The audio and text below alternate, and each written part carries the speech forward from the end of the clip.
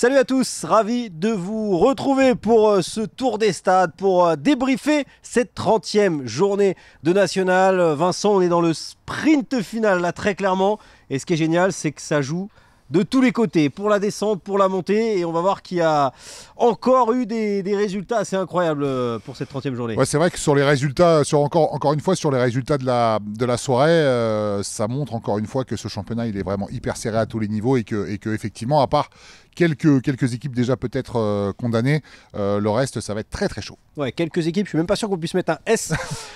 Parce que voilà, on en parlera tout à l'heure, mais on va le dire tout de suite. On va commencer par ça. Le FC Borgo sera en National 2 la saison prochaine, mais on reverra tout ce qui s'est passé et le match qu'on a commenté entre le Red Star et le FC Borgo. On va d'abord parler du premier match, une autre équipe qui est bientôt condamnée officiellement.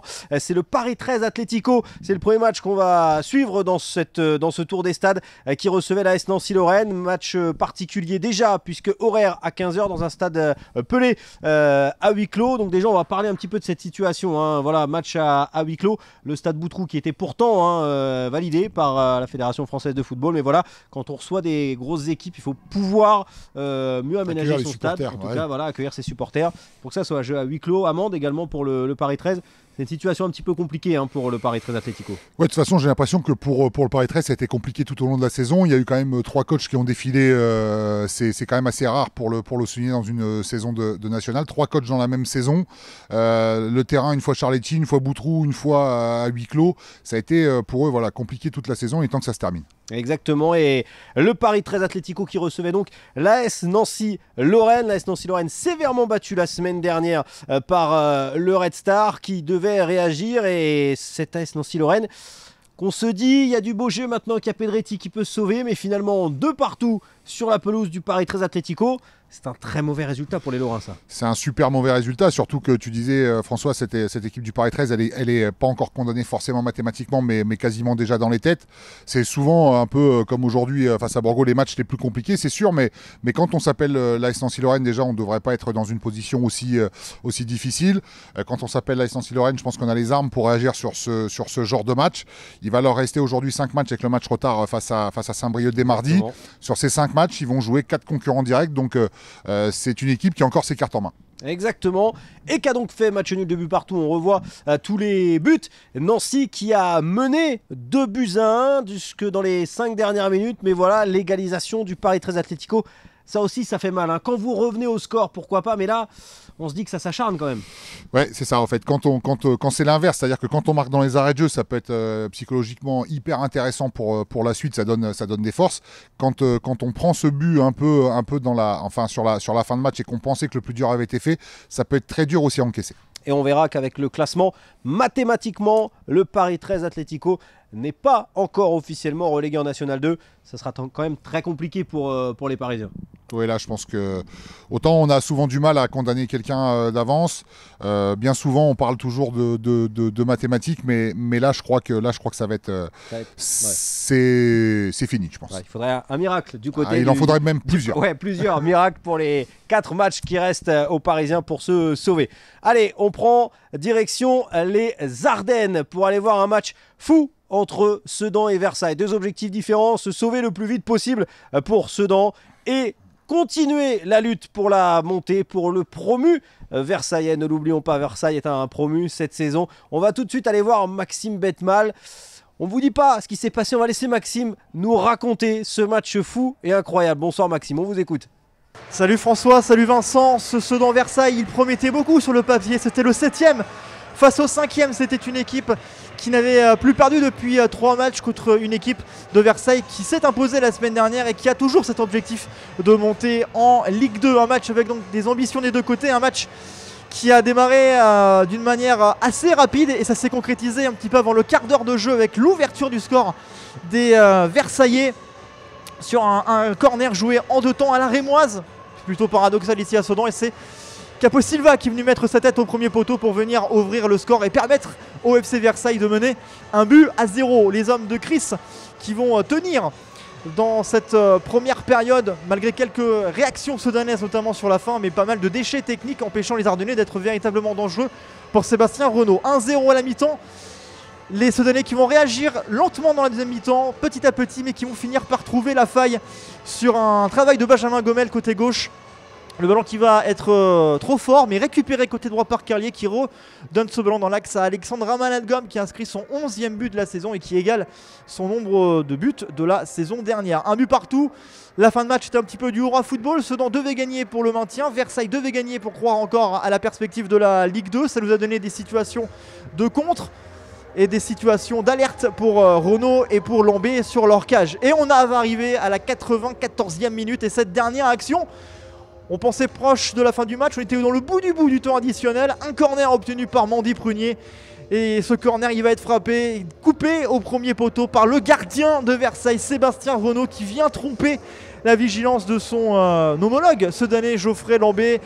Et Versailles qui va donc aller chercher au bout du temps additionnel cette incroyable victoire 2-1 ici dans les Ardennes. Une victoire, vous l'avez compris, qui d'un côté n'arrange pas du tout les Sedanais qui vont continuer à être à portée de fusil de la zone rouge et qui va devoir prendre des points très vite à l'image peut-être d'un déplacement de la peur à Cholet la semaine prochaine. À l'inverse pour Versailles, qu'on pensait presque terminé à un but partout avec un retard notamment vu les résultats sur les autres stades, et bien cette victoire va les relancer totalement en attendant la fin de cette journée lundi. Les Versaillais toujours condamnés à un incroyable exploit presque à sans faute dans cette fin de saison, mais qui grâce à cet incroyable finish est toujours en course. Messieurs, vous allez y revenir sans doute pour la montée en Ligue 2. Voilà, donc merci Maxime, match incroyable Vincent. Avant de s'intéresser à Sedan, on va parler de Versailles parce que là, allez chercher, allez c'est au gardien que je m'adresse, allez chercher un but comme ça, Sébastien Reynaud, ce qu'il nous fait, c'est incroyable. Et puis on dit souvent les parades peuvent avoir des 3 points, là c'est un but d'un gardien qui avait 3 points, c'est exceptionnel. Versailles qui arrive dans la course. Et puis en fait, ce qu'a fait Sébastien Reynaud aujourd'hui, en fait, il est en train de confirmer en fait à énormément de monde qu'un gardien n'est pas qu'un gardien. Un gardien fait partie du jeu. Un gardien a le droit de marquer, même si c'est quand même très rare. Mais en tous les cas, il a offert les 3 points aujourd'hui à cette équipe de Versailles. Ça va leur faire énormément de bien dans cette course à la montée parce que par rapport au résultat, il fallait absolument gagner aujourd'hui. Elle était un peu en difficulté il y a quelques temps avec ses 4 matchs sans victoire. La semaine dernière, elle s'est offert un second souffle en gagnant face à Villefranche. Aujourd'hui, de cette manière-là, comme on disait par rapport à Nancy, se faire égaliser dans les arrêts de jeu ou en fin de match, c'est compliqué. Bah là, eux, ils sont allés chercher la victoire dans les arrêts de jeu et psychologiquement, ça va leur donner un sacré regain d'énergie. Exactement. On va parler maintenant de cette équipe sedanaise. Il leur manque une victoire pour se maintenir. Voilà, on ne sait pas à combien sera le maintien, mais on sent que Sedan, ça peut faire partie des équipes qui vont se sauver plus rapidement que les autres. Mais ils n'arrivent pas à gagner, on l'a dit, des conditions difficiles à Dugoguez. Voilà, cette équipe de Sedan avec l'exclusion de Ramanatgom qui ne sera pas là pour le prochain match, même s'il a été buteur. Sur quel pied danser avec le CS Sedan Ardennes ? En fait, depuis le début de saison, en fait, on ne sait jamais trop sur quel pied danser parce que c'est vrai que c'est une équipe qui, vu son recrutement, et on l'a souvent dit tout au long de la saison, c'est une équipe qui aurait pu largement jouer les premières places. Malheureusement, elle a été un petit peu trop inconstante sur cette saison pour pouvoir jouer les premiers rôles. Alors, elle avait réussi ces dernières semaines, en tout cas, à stopper un peu l'hémorragie au niveau du nombre de buts encaissés. Ils avaient, là, sur les 3 derniers matchs, un seul but encaissé. Aujourd'hui, ils en ont repris 2. Mais encore une fois, c'est une équipe qui est très joueuse et jouer à Dugoguez, c'est très compliqué. Exactement. On va repartir du côté justement de Dugoguez pour les réactions d'après-match que Maxime Bettemal est allé chercher. Ouais, but, disons que je monte, dernier corner, on tente un peu le tout pour le tout, et puis le ballon m'arrive dessus, je mets mon pied en opposition, elle rentre, magnifique, magnifique, et ça nous permet de gagner, donc génial. C'est la première fois de votre carrière que ça vous arrive? C'est la deuxième. J'avais marqué déjà il y a quelques années, donc je ne veux pas dire que ça devient une habitude, mais non, je rigole. Non, ça fait plaisir en tout cas, ça fait plaisir. Bon, je suis bien dans le but, je suis bien dans le but. Si je peux dépanner de temps en temps, il n'y a pas de souci. Mais... On était un peu frustrés de l'égalisation, donc du coup, on poussait pour essayer de marquer. Et là, dernier corner, il restait rien. Là, on tente tout, quoi. Et puis là, j'y vais avec détermination quand même. Puis elle me tombe dessus, donc voilà, coup de chance et but. C'est un but en tout cas qui nous fait espérer pour l'instant. Donc on verra à la fin, mais en tout cas voilà, ça fait vraiment plaisir de marquer et de connaître un peu la joie du buteur. D'habitude je prends plus de buts que j'en marque, mais bon. Après le match du Red Star est dans un petit moment du coup, puisque on jouera le mardi d'après, donc on aura le temps de bien se préparer.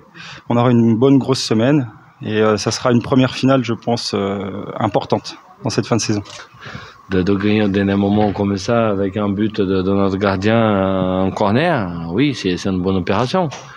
Parce que un match nul, oui, c'est vrai qu'il allait difficulter les choses pour nous. Pour être sincère avec vous, j'étais prêt à tout casser dans le vestiaire avec le match nul parce que le but qu'on a pris, on peut pas. On peut pas prendre parce qu'il n'avait pas d'agressivité, il n'avait pas de faute, à ces moments-là, on gagne 1-0 à l'extérieur. Il faut faire une faute, il faut prendre un carton jaune, je sais pas, mais on peut pas laisser le joueur passer au milieu de 3. Donc j'étais vraiment prêt à tout casser. Après, Sébastien a sauvé au vestiaire, mais on a eu une discussion dans le vestiaire. Voilà, c'est un moment décisif de championnat. Il nous reste 4 matchs.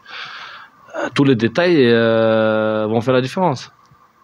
Grosse déception au vu du contenu du match, c'est une grosse déception. Après, le problème, c'est qu'on vient de faire 2 matchs, on prend 3 buts en 2 matchs et 3 coups de pied arrêtés. Et là, le deuxième, c'est un gardien qui nous le marque. Donc ça, c'est la première fois qu'il y a un gardien qui marque un but. Mais voilà, qu'on règle le problème dans le jeu, qu'on règle le problème défensif, qu'on règle le problème offensif aussi, parce qu'on a proposé de belles choses ce soir. On manque d'efficacité sur les coups de pied arrêtés. Il y a toujours quelque chose qui nous empêche d'avancer. Maintenant, il n'y a pas non plus le feu au lac. Il y a encore 4 matchs. Il y a 3 points à aller chercher pour assurer définitivement le maintien. Donc voilà, il ne faut surtout pas se marteler et penser à ça et avoir des idées noires, parce qu'avec ce qu'on a montré ce soir, je pense qu'on est largement capable d'aller chercher les 3 points sur les 4 matchs qui restent. Merci Maxime et bravo encore d'avoir commenté un but de gardien. Tous les commentateurs en rêvent. Dans une carrière, ça n'arrive que très rarement. Maxime a eu cette chance. Allez, nouveau match auquel on s'intéresse. C'est un match entre Bourg-en-Bresse et Le Mans. 2 équipes qu'on attend plus haut, Vincent, dans un championnat, Bourg-en-Bresse et Le Mans. Mais voilà, 2 équipes qui font un partout ce vendredi soir pour cette 30e journée. Un peu un match nul qui n'arrange personne. Non, ça n'arrange personne parce que Le Mans aurait pu prendre un beau petit bol d'air. Bourg-en-Bresse aurait pu aujourd'hui passer devant son adversaire du jour. Après, ça reste, on dira quand même que Bourg-en-Bresse serait sur 4 matchs sans défaite, 2 victoires d'affilée à domicile, plus ce match nul, du coup, 3 matchs sans défaite à domicile. Ça donne quand même un petit peu de confiance pour la suite. Mais malgré tout, ça reste un match nul à domicile qui n'arrange pas ses affaires. Et puis Le Mans, pareil. On va parler du Mans, Vincent. On va d'abord écouter Julien Vert du côté de Bourg-en-Bresse qui va nous raconter ce match. Et on reparlera des Manceaux juste après, là aussi, qui nous déçoivent peut-être un petit peu. On écoute Julien Vert qui était du côté de Bourg-en-Bresse.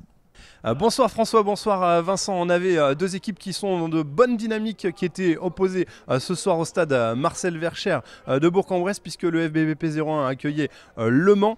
Ces 2 équipes restaient chacune sur 3 résultats positifs et surtout essayaient de l'emporter pour essayer de sortir, de s'extirper de la zone de relégation et ne pas retomber dans cette zone rouge. Ce sont les Bressons qui prennent le meilleur départ et qui essayent de mettre à mal la défense adverse, avec notamment Joachim Eckmayer qui se voit refuser un but pour une faute de main. Les Bressans qui poussent, qui ont plusieurs situations, mais qui tombent sur un Nicolas Kossic des grands soirs. Le portier de l'équipe du Mans repousse l'échéance.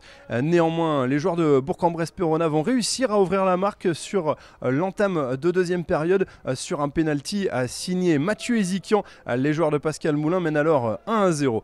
Ces derniers vont essayer de faire le break, ils ne parviennent pas, ils butent à nouveau sur Nicolas Kossic qui repousse chacun à des assauts de Bourg-en-Bresse. Et finalement les joueurs du Mans, avec l'apport de leur banc, notamment l'entrée en jeu du virevoltant Macan Eco, vont réussir à revenir dans la partie. C'est sur un déboulé de Zaïd Amir que les joueurs du Mans vont égaliser. Zaïd Amir qui déclenche un tir et qui trouve une frappe magnifique pour tromper la vigilance de Franck Lostis. Un partout, les joueurs de Bourg-en-Bresse ont alors une nouvelle situation pour reprendre les devants. C'est Antoine Mille qui s'offre un duel face à Nicolas Kossic, mais Antoine Mille ne réussit pas à trouver le cadre. On en reste donc à ce moment-là à ce score de 1 partout. Dans les ultimes secondes, Noah Cervantes a 2 occasions pour, à son tour, donner l'avantage à son équipe du Mans, mais il bute lui sur Franck Lostis. C'était un petit peu le match des gardiens, puisque Nicolas Kossic du côté du Mans a réussi à conserver son équipe sur le score de 1-0 pendant un long moment, puis ça a été au tour de Franck Lostis de préserver le 1 partout dans les ultimes secondes. Toutefois, Bourg-en-Bresse-Péronne aura sans doute quelques regrets car a eu de nombreuses situations favorables dans cette partie et aurait pu faire un petit pas de plus en faveur du maintien. Toutefois, les deux équipes avec ce score de parité restent avec une petite marge sur la zone de relégation. Merci Julien donc pour nous avoir décrypté ce match. On va donc maintenant s'intéresser au Mans après avoir parlé de Bourg-en-Bresse. Cette équipe du Mans, Réginald Leray qui a remplacé Chris. Là aussi, sur quel pied danser? Le Mans n'est pas encore sauvé, doit encore jouer sa saison. Non, et pareil, un peu on est un peu dans la même problématique qu'avec Sedan. C'est une équipe qu'on attendait beaucoup plus haut en début de saison. Alors après, effectivement, le championnat cette année, on voit qu'il est beaucoup plus dense, il est beaucoup plus costaud. Donc forcément, on a des grosses équipes qui sont en train d'essayer de jouer leur survie. C'est vrai qu'après le départ de Chris, beaucoup de monde et les supporters Manceau en premier ont cru que ça y est, c'était parti pour rejouer la montée, parce qu'il y a une très très belle série de victoires et de matchs, en tout cas sans défaite. Et puis là, depuis quelques temps, ça va beaucoup moins bien. Alors encore une fois, c'est un match nul à l'extérieur qui peut donner beaucoup d'espoir. Et donc, on verra ce que va donner Le Mans pour cette fin de saison. En attendant, retour du côté de Bourg-en-Bresse pour les réactions qu'est allé chercher Julien Vert. Antoine, il y a forcément beaucoup de frustration dans cette rencontre. On a l'impression que vous n'avez pas réussi à faire le break et ça vous coûte la victoire en fin de partie. Bonsoir. Ouais, c'est forcément frustrant ce soir. Je pense que en première mi-temps, on a beaucoup d'occasions pour passer devant. Une fois, deux fois Joe, une fois Ryan, il me semble. Après, malgré tout ça, on arrive à reprendre à 0-0 la mi-temps, qu'on entame super bien avec ce penalty marqué par Mathieu. Et derrière, je pense qu'on a aussi encore des occasions pour faire le break, même un partout. Moi, j'ai un beau face-à-face que je rate. Donc voilà, c'est sûr que dans la course au maintien, c'est toujours important de prendre des points. C'est ce qu'on a fait ce soir, mais c'est sûr que d'en prendre qu'un ce soir, c'est un petit peu frustrant. Ouais. Alors si on va un petit peu plus loin, certes il y a la frustration ce soir, mais vous restez finalement sur 4 matchs sans défaite. Vous avez retrouvé quand même une certaine dynamique et une certaine confiance, c'est ce qui rejaillit de vos dernières prestations? Oui, comme l'a dit le coach à la fin du match, je pense que là, malgré le match nul, c'est notre match le plus abouti depuis un mois ou deux. Donc c'est sûr que le groupe reprend beaucoup de confiance. On sent qu'il y a des automatismes aussi qui commencent à se créer, donc c'est important pour la suite et on va lutter jusqu'au bout pour obtenir ce maintien le plus vite possible, j'espère. Justement, le fait d'être quand même sorti de la zone rouge depuis quelques jours, de rester quand même en dehors de cette zone rouge, ça apporte un petit peu de sérénité quand même pour travailler? Bien sûr, entre guillemets, on se met un petit matelas pour pas être dans la zone rouge. Maintenant, on sait que c'est les victoires qui nous font rester assez loin de cette zone de relégation et c'est ce qu'on cherche à faire. C'est pas parce qu'on joue le maintien qu'il faut jouer petit bras et je pense que ça on l'a compris et c'est ce qui nous donne beaucoup de confiance et beaucoup de caractère pour à chaque fois essayer d'aller chercher la victoire. À titre personnel, vous êtes finalement maintenant le meilleur réalisateur de cette équipe de Bourg-en-Bresse. Comment vous vivez cette saison? Est-ce que vous avez l'impression de passer un petit cap dans cette division cette saison? Un cap forcément puisque j'enchaîne les matchs. On m'a souvent reproché d'être pas très décisif. Là j'arrive à le faire même si Mathieu m'a rejoint à 5 buts. Donc ouais, c'est sûr que plus j'enchaîne, plus je sens que je monte en puissance. C'est ça qui est important, mais bon, malgré ça, là j'ai un face-à-face et il finit pas au fond, donc je suis quand même déçu ce soir. On va continuer de parler maintien maintenant avec un autre match dans ce tour des stades. En même temps, avec 6 descentes, forcément, on en parle beaucoup. Du maintien en national. Le match entre Villefranche, le FC Villefranche Beaujolais et le SO Cholet. Deux concurrents directs. On va tout de suite écouter ce que va nous raconter pour ce match. C'est Dimitri Christo qui était du côté de Villefranche. Bonsoir François, bonsoir Vincent du côté de Villefranche où il n'y a pas de vainqueur ce soir entre le FC Villefranche Beaujolais et le SO Choletais. Les deux équipes, on le sait, avaient besoin de points, notamment Villefranche pour essayer de grappiller des points pour sortir de cette zone rouge. Cholet avait un petit matelas par rapport à ses poursuivants, mais eux aussi ont besoin de points pour finir la saison un peu plus serein, un peu plus tranquille. Et à ce jeu-là, on a eu une première mi-temps plutôt équilibrée avec des occasions de part et d'autre. Pour le FC Villefranche-Beaujolais, eh bien Idrissa Ba a frappé juste à côté. Alexandre Gamero a eu une énorme occasion avec un petit piqué qui est enlevé par Jean-Christophe Bouet au dernier moment. Voilà des occasions de part et d'autre en première période. Et puis une seconde période qui va démarrer très très mal pour le FC Villefranche-Beaujolais avec un carton rouge reçu par Claudie Mbuyi sur une semelle sur son adversaire Kevin Riemann, qui va même quitter ses partenaires suite à ce choc. Et du coup, forcément, ça va être très difficile pour Villefranche de faire jeu égal avec son adversaire de Cholet ce soir en seconde période, puisque à 10 contre 11 c'est très compliqué d'évoluer en infériorité numérique, et du coup c'est Cholet qui va se procurer de très très belles occasions, notamment un poteau de Tom Renaud sur un missile et puis une transversale d'Angelo Mossé sur une tête à bout portant, mais Cholet qui n'arrivera pas à ouvrir le score et Villefranche qui préservera ce match nul 0 partout. Ça ne les arrange pas vraiment, mais au moins ils n'ont pas perdu, ils restent encore en vie les Caladois. Merci Dimitri. Vincent 0-0, un match nul compliqué pour les équipes. Villefranche qui n'arrive pas à sortir de cette zone rouge. Pourtant, on se rappelle de ce Villefranche qui joue les barrages 2 années de suite et qui là manque de réussite. Mais c'est ça qui est extraordinaire, à chaque fois c'est vrai qu'on va se répéter, mais en fait là on débriefe les matchs, à chaque fois on s'aperçoit que c'est que des grosses écuries quasiment qui jouent le maintien, et là Villefranche et Cholet font partie de ces grosses écuries qu'on voyait plus haut, même si depuis tout à l'heure on dit que tout le monde peut aller plus haut, tout le monde ne peut pas monter, donc forcément il faut qu'il y ait des descendants.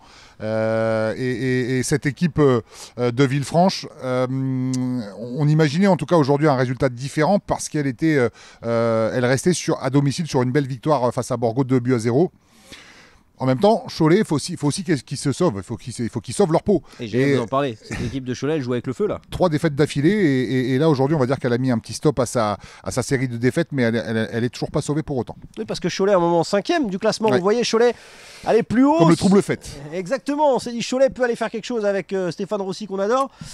Finalement, voilà, cette équipe-là qui est en train de dangereusement chuter au classement. Alors la chance que les hommes de Stéphane Rossi peuvent peut-être avoir, c'est qu'il y en a énormément qui jouent avec le feu. Donc du coup, elle fait juste partie de toutes ces équipes qui jouent avec le feu. Après, quelle est l'équipe qui va réussir à se sortir de ce feu ? Ouais, c'est la question. On retourne à Armand Chouffet pour avoir les réactions. Et je crois que Kevin Renaud, le capitaine de cette équipe de Villefranche, était au micro de Dimitri Christo. Bon Kevin, merci de monter nous voir après ce match nul 0-0. Quel est ton sentiment après ce partage des points avec Cholet ? On avait à cœur de bien entamer cette rencontre, voilà, de mettre un peu de folie pour voilà. On savait qu'il fallait les 3 points ce soir pour essayer de recoller avec les premiers non relégables. On fait une première mi-temps où je pense qu'on doit faire mieux, beaucoup mieux, surtout sur le rythme, dans l'intensité, voilà, mettre un peu plus de folie. Après, voilà, on arrive à 0-0 à la mi-temps, on prend vite ce carton rouge en deuxième mi-temps qui nous pénalise énormément puisque on ne pouvait plus aller les chercher. C'est vrai qu'on a subi quand même pas mal. On a de la chance aussi de ne pas encaisser car ils ont un poteau et une barre, mais bon voilà, on va se satisfaire de ce match nul en ayant joué à 10 quasiment 45 minutes. Ouais, la seconde période surtout était très compliquée parce que vous étiez en infériorité. Tu l'as dit, vous avez de la chance effectivement avec un poteau, une barre pour Cholet. D'un autre côté, vous avez aussi des matchs que vous avez connus où vous n'aviez eu pas de chance justement, donc ça équilibre un petit peu. Ouais, c'est sûr. Après, voilà, comme je l'ai dit, là c'est un championnat compliqué pour nous cette saison. On est dans le dur. Voilà, on sait qu'on va devoir se battre jusqu'au bout et c'est ce qu'on va faire. On va rien lâcher pour obtenir ce maintien. La dernière journée, si ça doit être la dernière journée, on ira essayer d'aller chercher la dernière journée. Voilà. C'est sûr qu'on aurait espéré mieux ce soir, mais bon, en étant à 10 une mi-temps, voilà, on va se satisfaire quand même de ce match nul et en n'ayant pas encaissé aussi, c'est une bonne chose aussi. C'est ce que vous vous dites entre les joueurs, la semaine, à l'entraînement, c'est ne rien lâcher, c'est le maître mot finalement ? Ouais, c'est sûr. On voit que comptablement, on n'est pas lâché par rapport aux équipes qui sont non relégables. Voilà, on sait que ça va se jouer jusqu'à la dernière journée. À nous de grappiller des points le plus rapidement possible. On sait que ça passe que par les victoires parce que les matchs nuls ou un point, ça ne fait pas trop avancer. Donc voilà, on va essayer d'aller à Châteauroux déterminé pour aller récupérer une victoire. On n'a pas le choix, ça va être compliqué jusqu'à la fin, mais on va se battre. On lâche rien et on lâchera rien jusqu'à la fin. On continue ce tour des stades de la 30e journée, direction l'Auvergne avec le match entre le Puy et l'US Orléans remporté par l'USO 1-0 grâce à un but de Kevin Fortuné. Pour nous en parler, c'est Anthony Perel qui était sur place. Bonsoir Anthony. Bonsoir François, bonsoir Vincent. Victoire orléanaise ce soir au Stade Massot. 1-0, un but de Kevin Fortuné au quart d'heure de jeu a suffi à Orléans pour l'emporter. Le meilleur buteur de l'USO avec ses 10 réalisations désormais est idéalement servi dans la surface de réparation par Outoundji. 1-0, c'est le score à la pause. Le Puy va avoir une petite traction en début de deuxième période. Villot, le portier de l'USO, va faire l'arrêt qu'il faut sur une belle tête à bout portant de Sangaré pour les Poneaux. Mais le Puy n'arrivera jamais à revenir dans cette partie. Le Puy s'incline. Orléans s'impose donc 1-0, prend 6 points d'avance sur le premier non relégable à 4 journées de la fin. Une belle opération dans le cadre de la course au maintien pour le Puy désormais avec 8 unités de retard sur le premier non relégable. On peut dire que les Poneaux ont un pied et 4 orteils en N2 ce soir. Victoire donc de l'USO, Vincent. On va parler du Puy d'abord, qui avait déjà plus le droit à l'erreur. Ils sont à 8 points du premier non relégable. Voilà, ça semble compliqué, on les mettait un petit peu dans le même bateau peut-être que Borgo et le Paris 13. Ouais, c'est ça semble compliqué, un peu moins que pour Borgo ou le Paris 13 avant ce match. Aujourd'hui, il aurait fallu gagner pour entretenir un gros espoir. Ça va devenir compliqué, pas irréalisable encore parce qu'il reste des matchs. Cette équipe, on sait qu'elle est capable de beaucoup. Après, il faudra dès la semaine prochaine enrayer cette série de 6 matchs sans défaite. C'est une très belle équipe aussi, le Puy. On a eu l'occasion de les voir ici. Je suis un peu étonné de cette série de matchs sans résultat. Et Orléans, qui a réussi à réagir après sa lourde claque reçue contre Martigues 4-1, c'était lundi. Orléans, cette année, qui préfère voyager que recevoir. Et l'homme providentiel de cette équipe, c'est bien sûr Kevin Fortuné, qui marque un nouveau but, le 10e, je crois, cette saison. Ouais. Que va faire Orléans, qui remonte à la 6e place tout de même? Si comme certaines équipes, elle a plus de facilité à les gagner à l'extérieur, parce que c'est vrai que sa dernière victoire, son dernier déplacement, c'était à Avranches, elle l'avait aussi remporté. Elle a perdu la semaine dernière, tu l'as dit, à domicile. Dans ces cas-là, en fait, ce qu'il faudrait que Nicolas Ouza y fasse, c'est qu'ils prennent, quand il joue à domicile, il prend un bus, il fait 6 fois le tour de la ville, ils ont l'impression de voyager. on lui donnera cette solution peut-être pour Nicolas Ouza. En tout cas, l'arrivée de Nicolas Ouza, elle a fait du bien à cette équipe d'Orléans, qui n'arrivait pas à faire basculer les matchs, à les gagner. Et là, finalement, ils en perdent à domicile, mais ils en gagnent quand même. Ouais. Alors après, c'est vrai que c'est Nicolas Usaï, on le connaît depuis quelques années. C'est un très très bon technicien. Moi, ce qui me dérange, c'est que Xavier Collin, en fait, du travail, il en a fait du super bon. Bien sûr. Et que c'était à un moment donné l'équipe championne du monde du match nul. Tu l'as dit, c'est vrai qu'ils avaient du mal à faire basculer les matchs du bon côté. Après, Xavier Collin, il met une équipe en place. Il n'est pas là pour les mettre la tête sur corner ou une frappe qui se termine au fond des filets. Il est que coach. Et Nicolas Usaï, il a dit aussi, il s'est servi du travail de Xavier Collin. Il n'a pas tout révolutionné, Nicolas Usaï. Alors il a peut-être amené une petite touche supplémentaire pour justement faire basculer ces matchs. Les réactions, on remercie le club du Puy. On file direction les conférences de presse. Ouais, pas satisfait.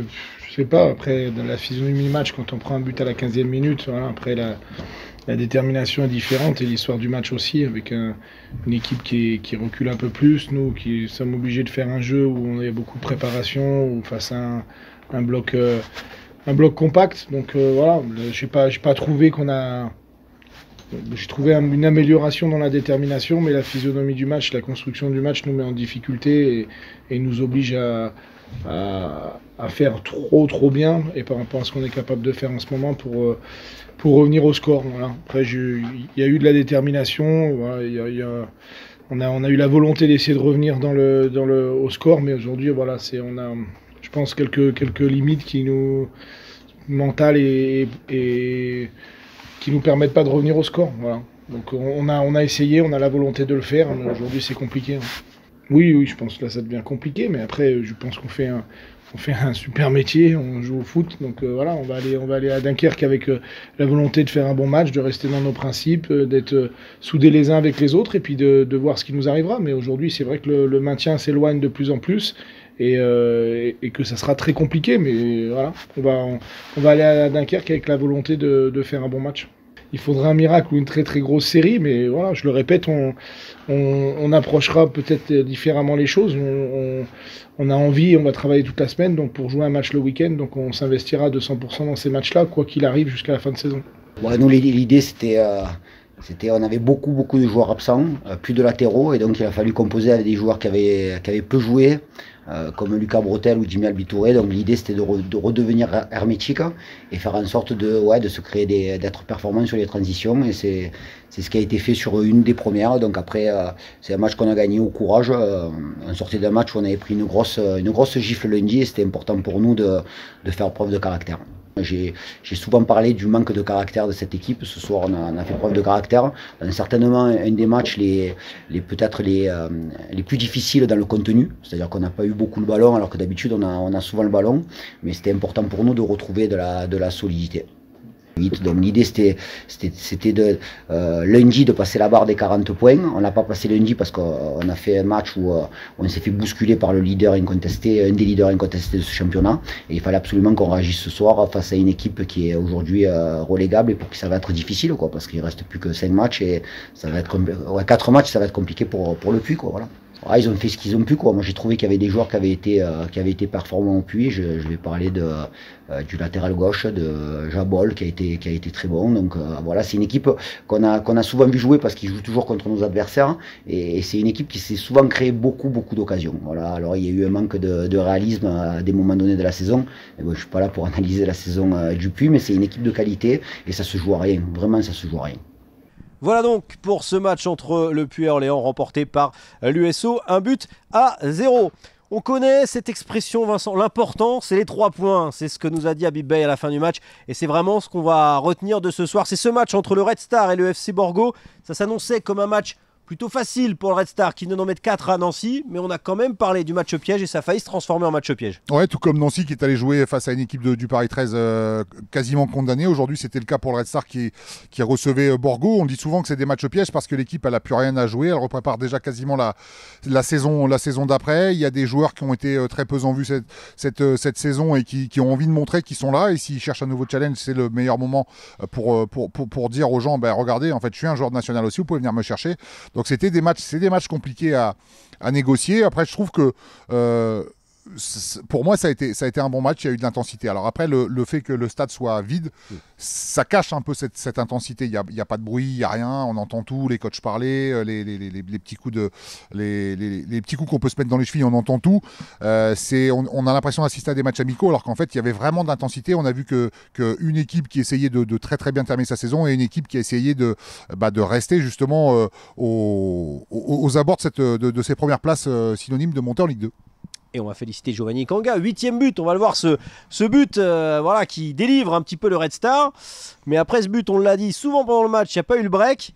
Et il y a eu aussi de la peur du côté du Red Star dans les dernières minutes. Borgo qui s'est créé des occasions. Ouais, exactement. Et surtout sur 2 coups de pied arrêtés d'Axel Benoît côté gauche. Une fois, Diarra seul complètement dans les 5,50 n'a pas pu la rabattre pour battre Ludovic Butel. Et une autre fois, c'est Doumbia qui met la tête sur le même coup franc, sur le même type de coup franc, encore une fois frappé par Axel Benoît. Et la tête de Doumbia a failli tromper tout le monde, sauf que Ludovic Butel, là-dessus, on l'a dit, en fait, c'est peut-être lui qui sauve ses 3 points. Exactement. 15e clean sheet cette saison pour Ludovic Butel. 17 buts encaissés en 26 matchs. C'est quand même des stats incroyables. 40 ans, je pense que c'est le doyen de ce championnat de national, Ludovic Butel, qui fait encore des miracles avec le Red Star. On écoute la réaction d'Habib Beye juste après la rencontre. Bon coach, 1-0 contre Borgo, mais c'est quoi le plus important ce soir? C'est les 3 points? Oui, c'est les 3 points. Après, on aura une analyse un peu plus profonde du match et je pense que c'est un peu l'histoire de notre saison. On a l'opportunité de le fermer, de le tuer, et on le fait pas et on se fait peur jusqu'au bout. Maintenant, ça fait partie aussi de notre saison et des matchs qui sont attention pour nous, mais on doit mieux maîtriser ce type de match. Je trouve qu'on a tendance à malheureusement ne pas les finir, les fermer, alors qu'on a les opportunités pour le faire, et derrière on n'est jamais à l'abri d'un coup de pied arrêté, d'une situation. Donc voilà, le plus important c'est les 3 points, on est dans ce qu'on veut faire, c'est-à-dire gagner maintenant nos 4 derniers matchs, il en reste 4, il faudra gagner les 4 et puis avoir ensuite un petit peu de réussite. Mais ce qui est sûr, c'est que c'est une belle victoire. Et vous allez forcément reprendre des points sur un adversaire direct ce week-end, après le match de lundi. Oui, mais bon, on va regarder ça tranquillement. Nous, on a fait le job ce soir et c'est le plus important. Maintenant, il va falloir que les joueurs se reposent et puis réattaquer avec ce gros match qui arrive contre Versailles. Voilà donc pour la réaction d'Habib Beye. On en parle rapidement parce qu'on l'a déjà dit. Pour le FC Borgo, retour en National 2. C'est une équipe, et on connaît bien Antoine Emmanueli, qui nous l'a dit, se sont préparés depuis assez longtemps. Ils savaient que ça allait être très compliqué. Voilà, on espère que le FC Borgo va réussir justement à retrouver une nouvelle fraîcheur, retrouver une nouvelle identité dans ce championnat de National 2. Oui, moi je pense que la saison prochaine, si Alexandre Torres reste en poste, Antoine Emmanueli sera toujours là. Ils vont faire ensemble avec leur staff et le comité, en fait, je pense un très gros travail à l'intersaison pour pouvoir rejouer tout de suite les premières places en National 2 et monter aussitôt si possible, parce que Antoine Emmanueli, il aime trop ce championnat pour ne pas y revenir très rapidement. Et puis il adore passer sur FFF TV, en tout cas nous parler avant les matchs. On le remercie d'ailleurs parce que c'est toujours un plaisir de pouvoir parler avec lui. Et aussi, bravo d'avoir été chercher Alexandre Torres, qui est un coach qui a montré de très belles choses. Oui. Alors certes, il n'y a pas eu les résultats, mais Alexandre Torres, c'est un coach qui a de l'avenir, on peut le dire, peut-être dans le championnat national, déjà en N2, mais peut-être plus haut. Ah oui, parce qu'en fait, c'est ce qu'on disait, François, tout à l'heure en avant-match, c'est que en fait, cette équipe de Borgo, effectivement, elle descend, mais elle n'est pas descendue. En fait, moi, j'ai souvenir de certaines saisons de nationales où quasiment, on va dire, allez, j'abuse peut-être un peu, mais à la trêve, déjà, des équipes étaient déjà quasi relayées. Là, en fait, il s'est quand même battu avec ses armes, il a proposé de très belles choses. Ils sont allés chercher de très bons joueurs lors de la trêve hivernale. Et ils ont posé énormément de problèmes à pas mal d'équipes. Donc oui, Alexandre Torres, il a un très bel avenir à ce niveau-là. Allez, nouveau match qu'on aborde dans ce tour des stades. On va encore parler maintien, forcément. C'est le Stade Briochin qui recevait Châteauroux. Victoire du Stade Briochin. Encore une victoire du Stade Briochin. On reverra au classement. C'est assez incroyable ce qu'est en train de faire Karim Mokedem. Une victoire que va nous raconter Gaëtan Pinel, qui était du côté de la Bretagne. Bonsoir Gaëtan. Salut François, salut Vincent, victoire étriquée, victoire avec les tripes ce soir des Briochins face à la Berrichonne de Châteauroux. Un succès 2-1, importantissime évidemment pour le maintien, et avec cette ouverture du score d'Hicham Benkaïd à la 13e minute à l'origine, et à la finition de l'action, Hicham Benkaïd qui marque son 10e but de la saison en 15 rencontres. C'est clairement l'atout numéro 1 offensif des Griffons. Mais Châteauroux a réagi dans cette rencontre. Châteauroux qui est revenu au score juste avant la mi-temps, quelques minutes en tout cas avant la pause, à la 37e, grâce à son meilleur buteur, Benjeloud Youssouf, reconverti en tant qu'attaquant ces dernières semaines par Maxence Flachez. L'ancien Auxerrois a égalisé avant la pause. Et la deuxième mi-temps, au cours d'une période plutôt équilibrée, où les deux équipes ont eu parfois leur temps fort, mais surtout finalement côté Briochin, eh bien, les Griffons ont arraché la victoire avec ce coup de casque de Benjamin Goua sur la deuxième passe décisive de la soirée de Julien Benaïm. Une victoire 2-1 du Stade Briochin qui revient à 3 points de l'US Avranches, le premier non relégable, et avec un match de retard à jouer mardi face à Nancy au stade Fred Aubert. Match en retard, là aussi coup près dans la course pour le maintien. Belle soirée pour les Griffons, mais le travail est encore à poursuivre évidemment pour la troupe de Karim Mokedem. Merci Gaëtan pour le résumé de cette rencontre. Ma question, Vincent, est-ce que le Stade Briochin va créer la sensation de cette fin de saison? Ils sont à 3 points du premier non relégable. Ouais, en tous les cas, ils sont en train de réaliser quelque chose d'assez extraordinaire. On l'a dit souvent, ils ont les hommes pour le faire. Je pense aux anciens joueurs, James Lemaire, Kerbrat, et puis un Benkaïd époustouflant. Il en est ce soir à son 10e but. Karim Mokedem, en fait, il a cette faculté à changer même souvent les mentalités. On sait que dès qu'il arrive dans un club, en fait, les joueurs tout de suite, boum, tout le monde est derrière lui, tout le monde va dans son sens. Donc là, il a les cartes en main. Il y a déjà mardi un match très important pour lui face à Nancy en match retard. Donc ils sont largement capables de le faire. Et cette équipe de Châteauroux qui, de son côté, s'est peut-être sauvée déjà, et peut-être est-on en train de lâcher un petit peu. Il y a peut-être plus grand chose à jouer. Attention, c'est pas fait. Mathématiquement, il n'y a que 5 points d'avance. Il y a que 5 points d'avance sur le premier relégable. Même s'il reste 4 matchs, c'est vrai que ça dépend pas. Enfin, je veux dire, eux, ils peuvent perdre leurs 4 matchs et pas pas sûr qu'il y ait le premier relégable qui gagne ces 4 matchs ou 2 ou 3 équipes derrière. Voilà, il y a plein d'équipes en dessous d'eux, mais aujourd'hui, c'est vrai qu'en cas de victoire, je pense qu'ils étaient quasi maintenus. Ils sont allés en plus avec une confiance extraordinaire. Leur dernier match à l'extérieur, c'était peut-être pas leur dernier, mais ils sont quand même allés gagner à Versailles. On les avait vus ici aussi au Red Star où ils n'avaient pas eu 3-0, mais j'avais trouvé, même Habib Bey avait dit que c'était quand même un score très flatteur pour le Red Star, parce que pareil à Châteauroux, il y a quand même du matos pour faire beaucoup mieux que ce qu'ils ont fait depuis le début de saison. Et là, depuis quelques temps, on avait même la sensation que si la série continuait, ils pouvaient peut-être accrocher un peu plus. Mais bon, voilà, ce soir, en tous les cas, il va leur falloir encore une victoire pour se maintenir définitivement. Avec un nouveau but de Ben Jaloud. Youssouf, lui aussi, Marc, on a parlé d'Hicham Ben Kaïd, mais de plus en plus, ce sont les mêmes joueurs qui reviennent dans les matchs décisifs désormais. Ce sont des buteurs. Les réactions au micro de Gaëtan Pinel du côté de Stade Fred Aubert. Hicham, victoire ce soir contre Châteauroux, 2-1. Quel est le sentiment déjà après cette victoire arrachée avec les tripes? C'est un sentiment de bonheur là tout de suite. C'est une grande satisfaction parce qu'on l'a cherché avec tout un collectif. On a senti qu'il commence à se dégager quelque chose dans ce sprint final. Et pourvu que ça dure et que cette flamme continue à nous rendre insouciants sur le terrain et à ramener des victoires comme ça dans ce sprint final. Raconte-nous ton but, parce que tu es au départ et à la finition de l'action. Tu es un peu partout là. Oui, après moi mon jeu c'est... Je suis souvent au début de l'action et à la conclusion, j'aime bien décrocher. Et c'est vrai que sur cette action-là, je décroche le ballon et je décale bien de l'autre côté à Benaïm.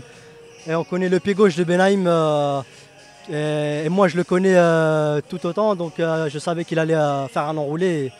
Et voilà, j'ai eu la réussite avec cette coup de tête qui font défiler. Tu as marqué 10 buts en 15 matchs. Tu vis clairement la meilleure saison de ta carrière. Oui, c'est sûr qu'au niveau statistique, on peut dire que c'est l'une des meilleures saisons. Après, comme on dit, les stats, ça reste des stats. Il y a des autres saisons où j'étais aussi bon que cette saison, mais c'est juste que là, je suis dans ce poste d'attaquant et je me suis convaincu aussi que voilà, je peux faire ce poste-là de finisseur. L'échéance maintenant, c'est le match en retard face à Nancy, mardi. Match coup près évidemment pour le maintien. Il faut tout de suite basculer finalement sur cette rencontre. Ah oui, complètement. Là, il va falloir surtout récupérer là, sur ces 2 jours. Parce que le match, il arrive très vite mardi. Il va falloir switcher dès demain et se concentrer dès mardi parce que c'est une grosse finale. Et il va falloir de nouveau faire un grand match et pourquoi pas créer la sensation dans cette course au maintien. Allez, on fait quelques kilomètres, on quitte la Bretagne pour aller en Normandie, du côté de l'US Avranches, Mont-Saint-Michel. C'est presque un derby entre les Normands d'Avranches et les Bretons de l'US Concarneau, mais il n'y a pas eu vraiment de match dans ce derby, avec la large victoire encore de l'US Concarneau, 3-0, et on va aller voir Aurélien Renaud qui était à Avranches et qui nous raconte ce match en détail. Bonsoir Aurélien. Bonsoir François, bonsoir Vincent. Ce soir au stade René Fenouillère d'Avranches, l'US Concarneau a la possibilité de frapper un grand coup dans le championnat en préambule de la fin en apothéose de cette 30e journée qui mettra aux prises Martigues à Dunkerque, en venant peut-être prendre 3 points à Avranches, une équipe qui lutte pour sa survie dans ce championnat. Eh bien, les choses ont plutôt bien souri à Romain Sens, mon invité pour ce tour des stades, et ses partenaires. Romain, bonsoir. Bonsoir à tous. On rompt le suspense d'ores et déjà, victoire 3-0 ce soir de l'US Concarneau. Quoi qu'il arrive, Romain, avant de parler du match, à l'issue de cette 30e journée, vous occuperez obligatoirement l'une des 2 premières places. C'est un petit confort, c'est pas mal. Ouais, après il faut rester concentré aussi sur les 4 derniers matchs qui restent. Aujourd'hui c'est très bien, le boulot il a été bien fait. Maintenant on connaît ce championnat, il faut rester humble et continuer à travailler pour la semaine prochaine, qui est un gros morceau qui nous attend aussi. On a eu un match en 2 temps ce soir au stade René Fenouillère, une première période, Romain, où on a eu l'impression que collectivement vous étiez vraiment bien en place, c'était bien huilé, l'US Avranches avait du mal à avancer. Comment vous êtes senti justement sur cette première période, récompensée d'ailleurs par le but de Fad El Koumisti à la 24e minute? Oui, on s'est senti bien, on savait qu'il fallait démarrer très fort le match aussi. Comme d'habitude, on a respecté nos principes et sur une belle action collective, on arrive à marquer. C'est sûr qu'on se sentait bien d'entrée de jeu contre cette équipe. Et voilà, c'est bien de rentrer à la mi-temps avec ce but d'avance. Au point, collectivement, donc l'US Concarneau est rentré au vestiaire avec cet avantage. Au retour des vestiaires, justement, quelques changements tactiques et notamment l'entrée en jeu de Nicolas Mercier ont un petit peu changé le visage de l'US Avranches, qui s'est notamment procuré une grosse occasion par Nicolas Mercier en tout début de deuxième période. Vous avez réussi, Romain, à faire front malgré la révolte, on va dire, de l'US Avranches. J'imagine que c'est une satisfaction sur tous les points de vue. Oui, c'est une satisfaction parce que c'est bien d'avoir gagné, mais c'est bien de ne pas prendre de but aussi. Ça montre l'état d'esprit et le collectif, d'être tous soudés pour ne pas prendre de but d'abord. Donc c'est sûr qu'en revenant de la seconde mi-temps, il a fallu faire un peu le dos rond. On s'y attendait un petit peu. Après, on savait que dans la profondeur, on allait avoir des solutions. Et puis au bout d'un moment, on a bien tenu. Certes, ils ont une grosse occasion, mais quand on est collectivement fort comme ça, après ça s'ouvre derrière et ça peut sourire. Pour le public du stade René Fenouillère, ce soir, il n'y a pas eu de suspense jusqu'à la fin du match, même si le score a longtemps été d'1-0 en faveur de Concarneau, puisque dans les derniers instants du match, dans les dernières minutes, le score a nettement gonflé en faveur des Bretons. C'est d'abord Antoine Rabillard ou peut-être Maxence Lécroix contre son camp, c'est dur à dire. Je ne sais pas si vous avez vu les images, Romain, mais c'est dur à dire qui est le buteur. On l'a plutôt attribué à Maxence Lécroix contre son camp. Et juste derrière, Fadel Koumisti, auteur d'un doublé, qui prend ses aises en tête du classement des buteurs. Soirée parfaite, finalement, Romain, pour conclure? Oui, soirée parfaite, oui, c'est sûr que gagner 3-0 à l'extérieur contre n'importe quelle équipe dans ce championnat, c'est jamais facile. C'est sûr que c'est une belle soirée, on est content aujourd'hui, mais comme on a dit au début, il y a un gros match qui nous attend la semaine prochaine et on est déjà concentré dessus. Et ce gros match, la semaine prochaine, ce sera la réception de Martigues au stade Guy Piriou. Un gros temps fort à nouveau à suivre sur FFF TV dans le cadre de ce passionnant championnat national. Merci Aurélien pour nous avoir parlé de ce match en détail. Vincent, Concarneau qui met la pression à tous ses adversaires et puis qui enchaîne, c'est le 3e match avec plus de 3 buts marqués. 10 buts en 3 matchs. C'est incroyable. 10 buts en 3 matchs, c'est incroyable. Et Fadel Koumisti complètement retrouvé. Il est seul meilleur buteur ce soir, parce qu'il a mis encore un doublé ce soir. C'est assez extraordinaire ce que réalise Concarneau. C'est vrai que sur les 2 ou 3 dernières saisons, c'est une équipe qui aurait déjà dû monter. Malheureusement, ils ont eu le trou au très mauvais moment, c'est-à-dire en fin de saison. Là, leur trou, on a l'impression vraiment qu'ils l'ont eu plutôt sur novembre-décembre. Et là, ils sont lancés pleine bourre. Et je me demande aussi qui peut les arrêter. Exactement. Et Jacques Pirul l'a dit. Ils peuvent plus se cacher. Alors pour nous, ils pouvaient plus déjà se cacher depuis peut-être 2 ans. C'est ça. C'est impossible avec ce qu'ils arrivent à faire et c'est loin d'être le plus gros budget. Ils sont loin d'attirer des grands joueurs qui ont joué au-dessus, mais à chaque fois ce que fait Stéphane Le Mignan et sa cellule de recrutement, c'est assez extraordinaire parce que ce sont souvent des joueurs qui vont chercher bien souvent même en dessous et qui sont revendus beaucoup plus cher. Et ils profitent aussi d'être en Bretagne, d'avoir des clubs au-dessus de Ligue 1 et Ligue 2 qui peuvent aussi prêter de très bons joueurs et qu'on découvre souvent dans ce championnat de national. Si on a parlé de Concarneau, on va parler d'Avranches aussi. C'est pareil, Avranches premier non relégable qui est au bord de cette zone rouge là. Que penser de l'US Avranches qui est capable de gagner des matchs avec aussi des joueurs peut-être révélation de la saison, mais qui aussi encaisse un sévère 3-0 ce soir. Ouais, le Koyalupou, en fait, on se demande si lui n'était pas arrivé dès le début de saison, est-ce qu'Avranches ne jouerait pas pour les premières places. Après, avec les si, on peut toujours refaire plein de choses. On fait le monde. Mais c'est vrai que cette équipe d'Avranches aussi, elle est dans une inconstance assez incroyable. C'est-à-dire qu'elle était capable de gagner 4 matchs d'affilée. Là, c'est sa 4e défaite d'affilée. Et pourtant, encore une fois, Damien Haute en fait fait jouer son équipe. Il a tenté plusieurs systèmes au cours de saison. Bien souvent, ça a marché. C'est une équipe qui est très joueuse, mais voilà, encore une fois, c'est la vraie dureté de ce championnat, c'est que même des équipes aussi joueuses et aussi talentueuses, le doyen du national est en péril. Exactement, et est tombé sur un très bon Concarneau. Ce soir, on va maintenant s'intéresser à l'affiche, c'est la très grande affiche même de cette 30e journée, puisque c'est le leader contre son dauphin avant le début de cette 30e journée. C'est donc Martigues qui reçoit Dunkerque, c'est l'affiche Canal Plus Foot 21h lundi soir.